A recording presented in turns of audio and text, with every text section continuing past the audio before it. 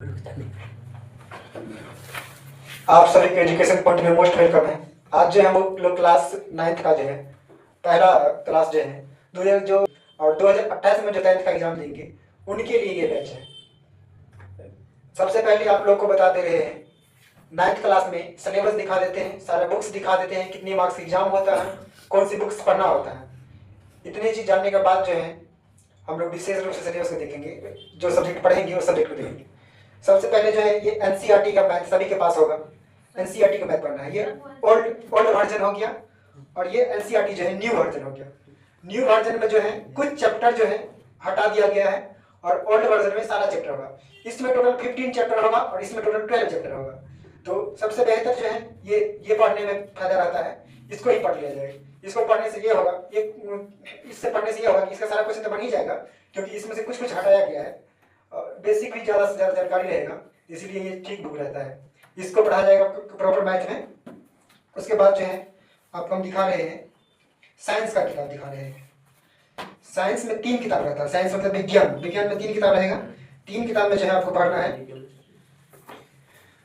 जीव विज्ञान, भारतीय वन पब्लिकेशन का ये बुक है।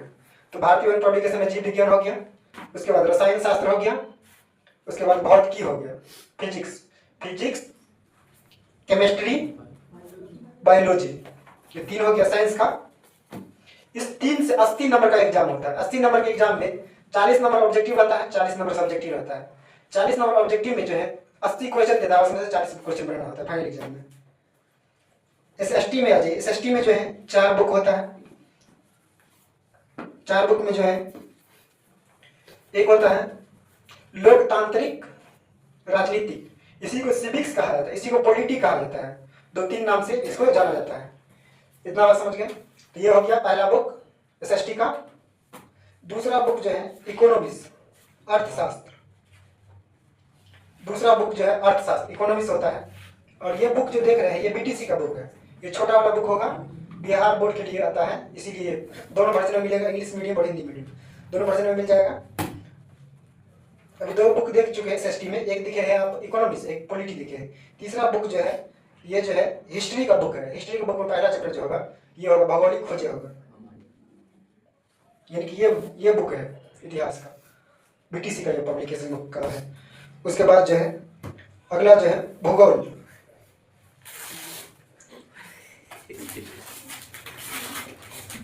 ये बुक रहेगा, बीटीसी का बुक रहेगा, ये भूगोल रहेगा इस टाइप का। इसमें भी आता है भारतीय वन का भी आता है। भारतीय वन का बुक ऐसे ही रहेगा, इसी टाइप से रहेगा। एक एसएसटी में जो एसएसटी पेपर में है, मेरे पास भारतीय वन का बुक है, दिखा दे रहे हैं आपको। ये जो है भारतीय वन का राजनीतिक शास्त्र है, जो बीटीसी का यहाँ है। ये हो गया आपका बीटीसी और ये हो गया भारतीय वन। बुक कोई भी रहेगा, आपको सही तरीका से हम सारे टॉपिक को डिटेल करवाएंगे, एक्सप्लेनेशन करवाएंगे। कॉपी पे ध्यान दीजिएगा, कॉपी को बार बार रिवीजन करिएगा, बुक को रीडिंग करिएगा। तो बुक रीडिंग करने के लिए रहता है, बाकी कॉपी में कमांड करिएगा, कंप्लीट सारा क्वेश्चन बनेगा, सब कुछ का जवाब दे पाइएगा, नॉलेज रहेगा, कहीं से भी दे सकते हैं। अब जो है आपके पास 2 कंडीशन रहता है। एक एनसीईआरटी बुक भी आता है साइंस में।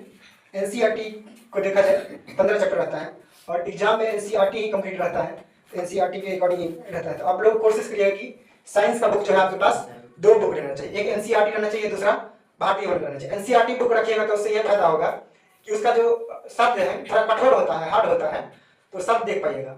उसके बाद जो है ये भारतीय वन रखेगा तो उसमें जो है टॉपिक को सही तरीका से दिया गया है, तो उन चीज़ों को देख पढ़ने के बाद आसानी लगेगा, पढ़ने में कंफर्टेबल होगा, तो इसके लिए भारतीय वन एक बुक रखिएगा। उसके बाद अब लैंग्वेज की बात आता है। लैंग्वेज में जो है आपको चूज करने के लिए देता है। अगर मैथिली लेते हैं, मैथिली पढ़ते हैं, तो मैथिली में टोटल जो है आपका 10 कहानी में, 10 कविता में टोटल जो है 20 पाठ हो जाता है। और जो बच्चा मैथिली नहीं लेते हैं उनको संस्कृत रखना पड़ता है, और जो संस्कृत भी नहीं रखता है उसको उर्दू लेना पड़ता है। तो एक लैंग्वेज आप चूज करके कोई भी लैंग्वेज रख सकते हैं अपने क्षेत्र के अकॉर्डिंग, आपके क्षेत्र में जो लैंग्वेज है उसके अकॉर्डिंग रख सकते हैं। अगर मैथिली आप चूज करते हैं तो मैथिली चूज करने पर आपको जो है 7th क्लास का हिंदी पढ़ना पड़ेगा। तो 7th क्लास का जब हिंदी पढ़ेगा तो उसको नॉन हिंदी कहा जाता है, हिंदी में अहिंदी कहा जाता है। अगर आप संस्कृत लेते हैं, संस्कृत के लिए आपके पास 9th क्लास का हिंदी बुक होना चाहिए। 9th क्लास का हिंदी बुक का लैंग्वेज थोड़ा 7th क्लास से भारी रहेगा। 7th क्लास में एक बार पढ़ चुके हैं और वही बुक फिर से आप 9th क्लास में पढ़िएगा, 2 बार पढ़ लेते हैं, ये फायदा होता है। अभी जो है मुख्य तौर से जो है एजुकेशन पॉइंट में जो है ये मैथिली और नन हिंदी पढ़ाया जाता है। तो जो बच्चे नन हिंदी और मैथिली लिए हैं उनका पढ़ाई यहीं पे हो जाएगा, और जो बच्चे संस्कृत लेंगे उसके लिए व्यवस्था किया जाएगा। इसी के साथ जो है अब बेसिक जानकारी कॉपी में नोट करिएगा, साथ साथ उसके बाद पढ़िएगा।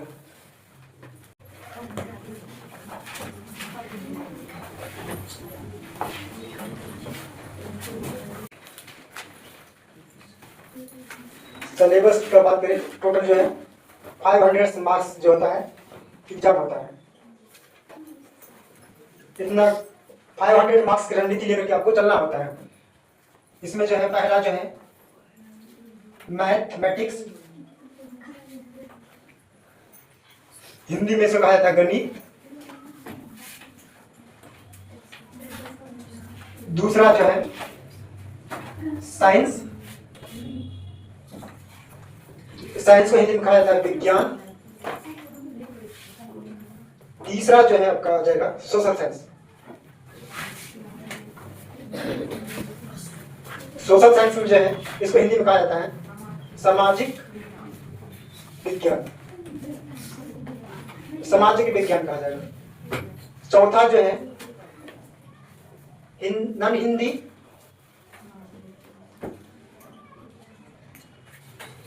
इसी को कहा जाता है अहिंदी। और पांचवा जो हो जाएगा मैथिली।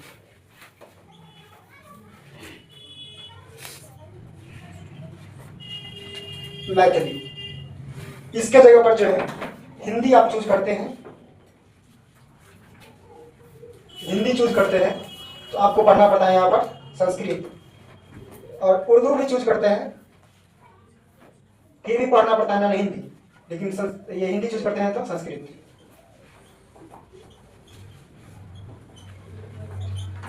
उसके बाद आ रहा है इंग्लिश। इंग्लिश का प्रॉपर एग्जाम तो होता ही है, इंग्लिश स्कोरिंग सब्जेक्ट नहीं है। इसमें पास हो या फेल हो इससे मतलब गवर्नमेंट को कोई मतलब नहीं होता है। इसमें आगे चल के आपको प्रॉब्लम होता है जब कोई अदर स्टेट जाकर फॉर्म भरते हैं या कोई जॉब का फॉर्म भरते हैं, तो उसमें रिक्वायरमेंट रहता है कि 35% होना चाहिए, 45% होना चाहिए या 50% होना चाहिए, तो ऐसा रिक्वायरमेंट होता है। इसके लिए हम लोगों को इंग्लिश को ही पढ़ना होता है। और एजुकेशन पॉइंट मुख्य रूप से इंग्लिश के लिए विशेष है ही, इंग्लिश भी 100 मार्क्स का होता है, टोटल 600 मार्क्स का। अब समझने वाला यहाँ पे ये बात है,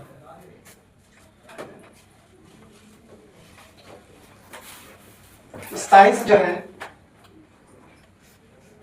3 भागों में बढ़ जाता है, इसमें 3 बुक आ जाता है। एक आ जाता है फिजिक्स, दूसरा आ जाता है केमिस्ट्री, तीसरा आ जाता है बायोलॉजी। इसको कहा जाता है भौतिकी, इसको कहा जाता है रसायन शास्त्र,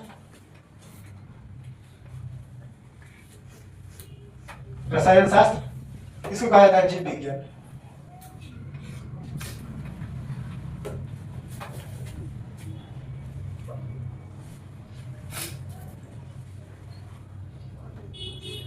इसी के वाली बात जो है एसएसटी में भी होता है, 4 बुक होता है।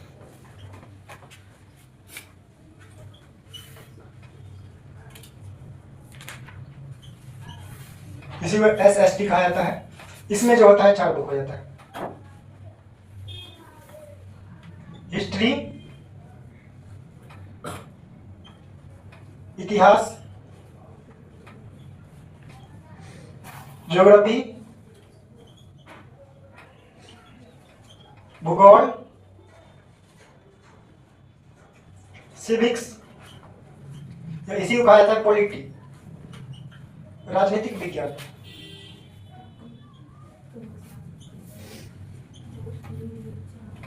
राजनीतिक विज्ञान। और 5वां जो होता है, चौथा जो होता है इकोनॉमिक्स। इसका हिंदी नाम रहता है अर्थशास्त्र। चलिए इतना नोट कर लिए सब लोग।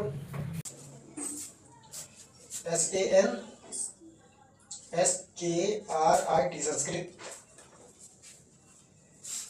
इतना लिख लिए।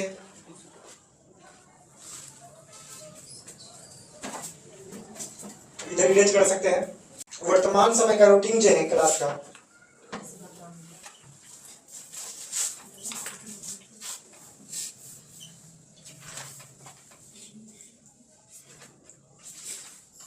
आपको जो है मंडे और ट्यूसडे 2 दिन चलेगा मैथ। उसके बाद जो है वेडनेसडे थर्सडे 2 दिन होगा पढ़ाई साइंस। उसके अलावा जो है फ्राइडे और सैटरडे 2 दिन पढ़ाई होगा SST। अभी साइंस में जो है बायोलॉजी चालू होगा।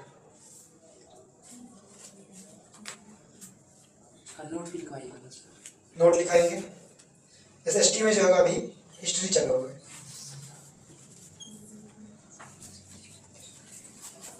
क्लास में ज़्यादा से ज़्यादा ये फोकस करना चाहिए कि कंप्लीट जो है समझ में आना चाहिए।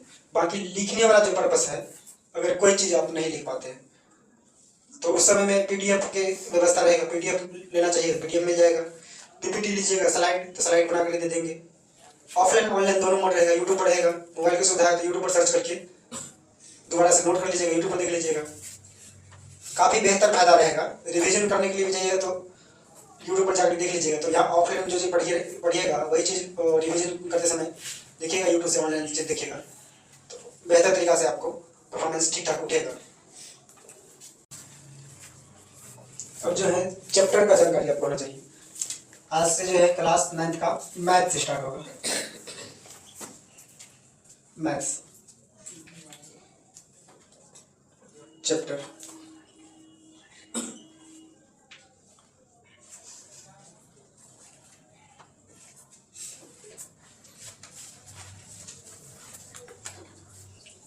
पहला चैप्टर का नाम जो है वास्तविक संख्या पद्धति, नंबर सिस्टम।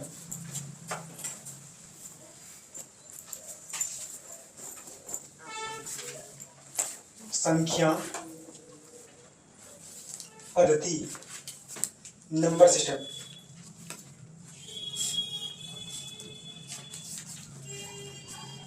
दूसरा चैप्टर का जो नाम है बहुपद, पोलिनोमियल।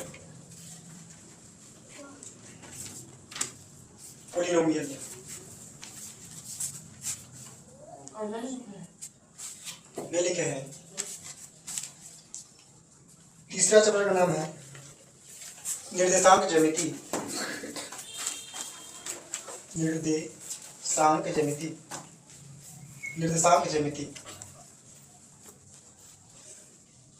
इंग्लिश में कहा जाएगा कोऑर्डिनेट ज्योमेट्री।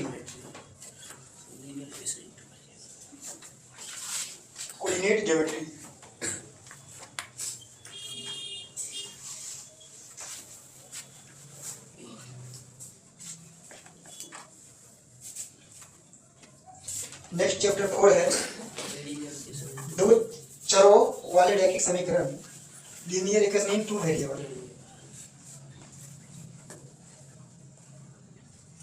इंग्लिश मीडियम यहाँ से लिख लीजिए, मौखिक लिखा देते हैं। बाकी हिंदी मीडियम यहाँ से लिखिए, दोनों में लिख दे। मौखिक लिखा देंगे तो लिख लीजिएगा English medium. Linear equation in 2 variable.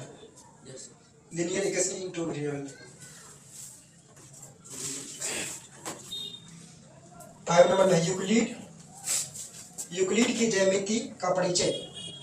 English में लिखेंगे इंट्रोडक्शन टू यूक्लिड्स ज्योमेट्री।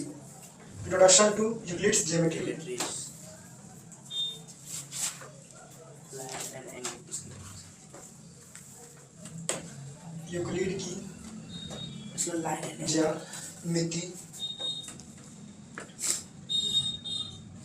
का परिचय।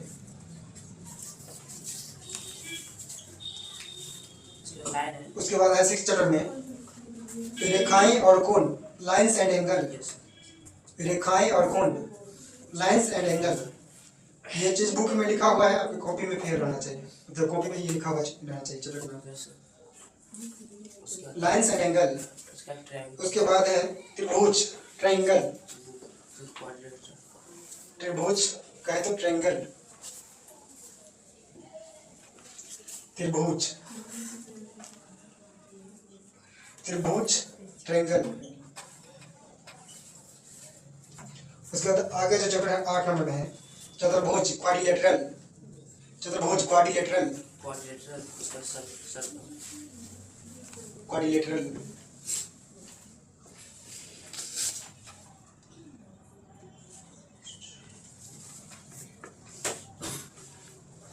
चतुर्भुज, quadrilateral.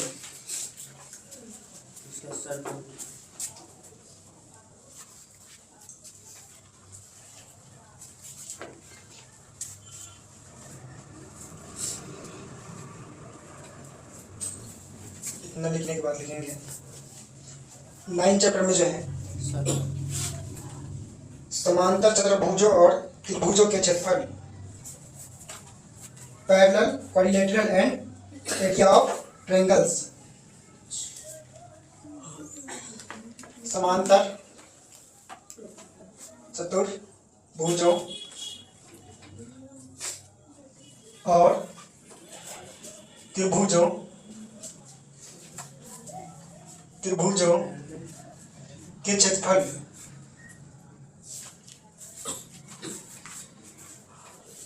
Areas of parallelograms and triangles, areas of parallelograms and triangles, या quadrilaterals and triangles, quadrilaterals and triangle में लिख सकते हैं। उसके बाद 10 चैप्टर में है circle, width, circle, CARCL, circle. 11 chapter में है हीरोइन का सूत्र, उससे पहले है रचनाएं, कंस्ट्रक्शन, रचनाएं, कंस्ट्रक्शन, कंस्ट्रक्शन। उसके बाद 12 नंबर चैप्टर में है हीरोइन का सूत्र, ये फिल्म वाला हीरो नहीं है, हीरोइन का सूत्र, फॉर्मूला ऑफ हीरोन्स, ये तो Heron's formula, Heron's formula, stop के साथ हीरोन्स फॉर्मूला। उसके बाद है 9 चैप्टर में पृष्ठीय, पृष्ठीय क्षेत्रफल, पृष्ठीय क्षेत्रफलों, क्षेत्रफल और, क्षेत्रफल और आयतन, क्षेत्रफल और आयतन। 14 नंबर में है सांख्यिकी, स्टैटिक्स, स्टैटिक्स, ये इसका इंग्लिश में बताए थे क्या? Surface areas and volume, surface areas and volume, इसका हो जाएगा स्टैटिक्स, स्टैटिक्स। लास्ट चैप्टर है प्रायिकता, लास्ट चैप्टर हो जाएगा प्रायिकता, प्रायिकता, प्रोबेबिलिटी, प्रायिकता कहें तो प्रोबेबिलिटी, प्रोबेबिलिटी, प्रोबेबिलिटी।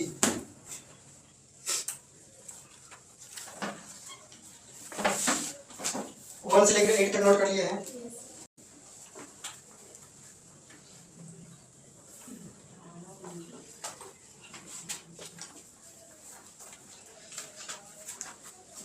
संख्या परिभाषा समझेंगे।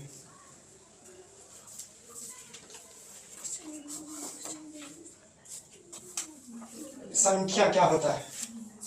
संख्या, नंबर, नंबर का परिभाषा लिखेंगे। A value used for counting an object, counting an object। Hindi में लिखेंगे ऐसा अंदाज, ऐसा अंदाज,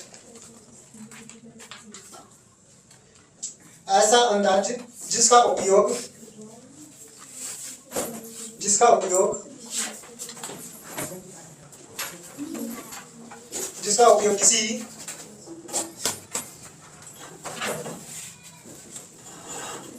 वस्तु, किसी वस्तु को गिनने के लिए क्या जाता है, क्या जाता है, क्या जाता है, उसे संख्या कहते हैं, उसे संख्या कहते हैं।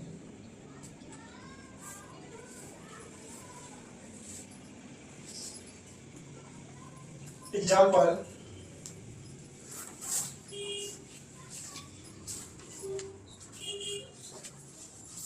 एक, दो, तीन, चार डॉट ETC अनंत तक।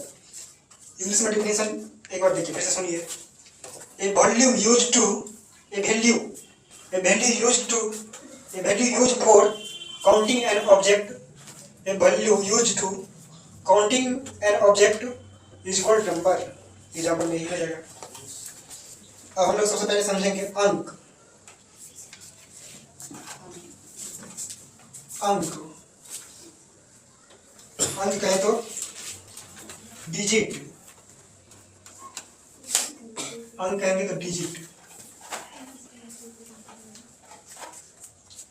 0 से 9 तक की, 0 से 9 तक की सभी संख्या को, 0 से 9 तक की सभी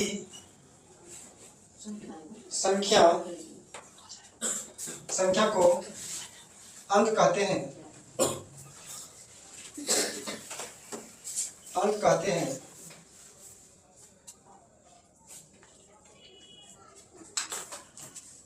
इसका एग्जाम्पल वही हो जाएगा। टोटल अंक होता है 10 का अंक हो जाता है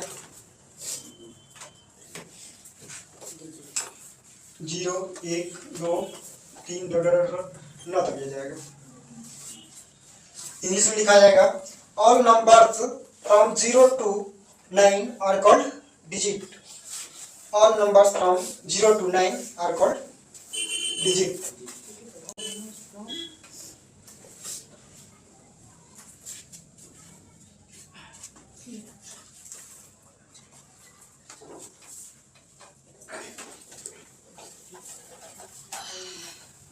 अब इससे क्वेश्चन बनेगा स्मॉलेस्ट 1 डिजिट नंबर 0 हो जाएगा। स्मॉलेस्ट 2 डिजिट नंबर, 2 डिजिट का स्मॉलेस्ट नंबर क्या होगा? 2 अंकों की सबसे छोटी संख्या 10 हो जाएगा। कहेगा लार्जेस्ट 1 डिजिट नंबर 9 हो जाएगा। लार्जेस्ट 2 डिजिट नंबर, इसी टाइप से क्वेश्चन आएगा कि सबसे एक अंक की सबसे छोटी संख्या, एक अंक की सबसे छोटी तथा बड़ी संख्या, बड़ी संख्या। आंसर क्या हो जाएगा? आंसर हो जाएगा 1 और 9 हो जाएगा। सर कहाँ पर 0 नहीं लिखे हैं? मतलब सबसे छोटा 0 भी हो सकता है। सबसे छोटा एक अंक की संख्या हो जाएगा। 0 से गिनती स्टार्ट नहीं होता है, इसीलिए 1 होगा। एक अंक सबसे छोटा, सबसे बड़ा कहा जाएगा तो 9 हो जाएगा।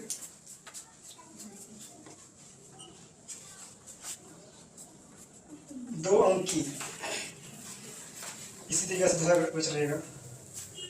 2 अंकों की सबसे छोटी तथा बड़ी संख्या, तो हो जाएगा क्या हो जाएगा? सबसे छोटी हो जाएगा 10 और सबसे बड़ी हो जाएगा 99। इसी के साथ जो है आगे क्वेश्चन पूछा जाएगा।